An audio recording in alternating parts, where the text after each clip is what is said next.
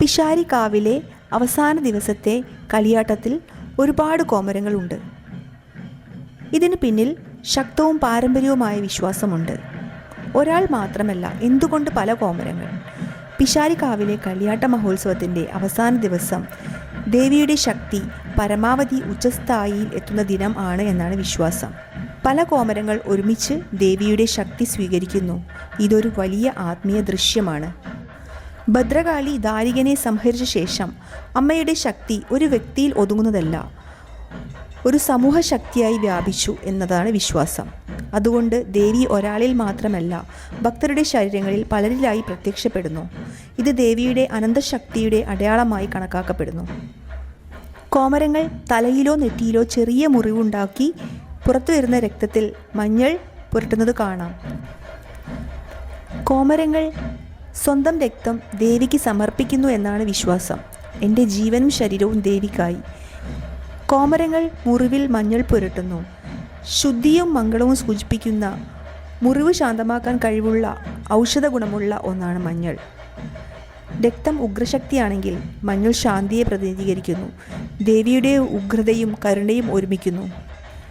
ഈ ഒരവസ്ഥയിൽ കോമരങ്ങൾ വേദനയില്ലാതെ നിൽക്കുന്നത് കണ്ട് നമ്മൾ അതിശയപ്പെട്ടു പോവാറുണ്ട്. എന്നാൽ ഈ സമയത്ത് ദേവിയുടെ ശക്തിയിൽ ആകൃഷ്ടരായിരിക്കും കോമരങ്ങൾ.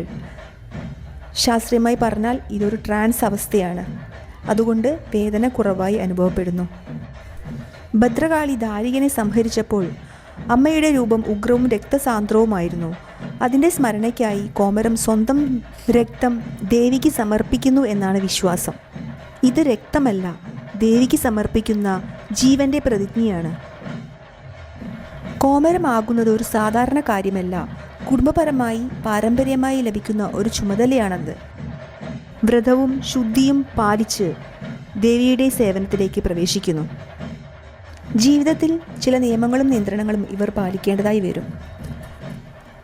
അതുകൊണ്ട് തന്നെ കോമരം ഒരു ജീവിത സമർപ്പണമാണ്. ഉത്സവ സമയത്ത് ചെണ്ട, ഇളം കൂത്ത് ശബ്ദങ്ങൾ, ദീപം, പൂജ, മന്ത്രങ്ങൾ ഇതെല്ലാം ചേർന്ന് കോമരം ഒരു ദൈവിക ട്രാൻസിലേക്ക് പ്രവേശിക്കുന്നു. ഭക്തർ വിശ്വസിക്കുന്നത് ദേവി തന്നെയാണ് കോമരത്തിലൂടെ പ്രവർത്തിക്കുന്നതെന്നാണ്.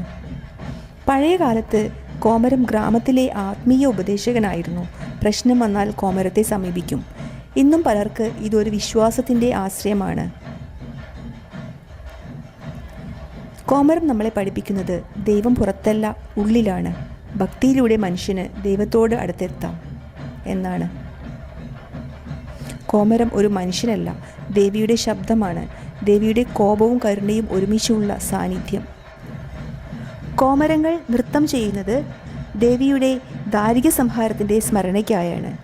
ശക്തിയുടെ പ്രകടനം. കോമരത്തിൻ്റെ പ്രധാന ചിഹ്നങ്ങൾ: വാൾ, ദേവിയുടെ ശക്തി; ചിലമ്പ്, ദൈവിക സാന്നിധ്യം അറിയിക്കാൻ; ചുവപ്പ് വസ്ത്രം, ഉഗ്രശക്തി.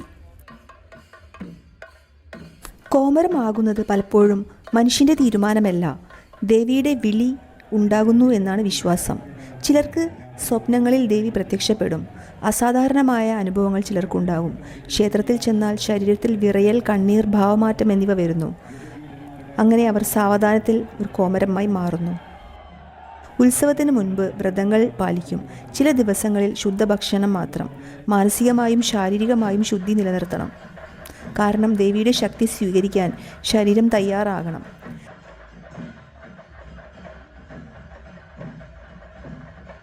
കളിയാട്ടത്തിൻ്റെ അവസാന ദിവസം ദേവിയുടെ ശക്തി ഏറ്റവും ഉയർന്ന നിലയിലാകുന്ന ദിവസം. പല കോമരങ്ങൾ ഒരുമിച്ച് ശക്തമായി നൃത്തം ചെയ്ത് ദേവിയുടെ ശക്തിയെ തന്നിലേക്ക് ആവാഹിക്കുന്നു. ഇത് ദാരിക സംഹാരത്തിന് ശേഷമുള്ള ദേവിയുടെ ഉഗ്രാവസ്ഥയിൽ നിന്നുള്ള ശക്തിയെയാണ് കോമരങ്ങൾ സ്വീകരിക്കുന്നത്. കോമരം ഒരു പഴയ ആചാരം മാത്രമല്ല, ജീവിക്കുന്ന സംസ്കാരമാണ്. പിഷാരിക്കാവ് പോലെയുള്ള സ്ഥലങ്ങളിൽ ഇത് ഇപ്പോഴും ശക്തമായി നിലനിൽക്കുന്നു.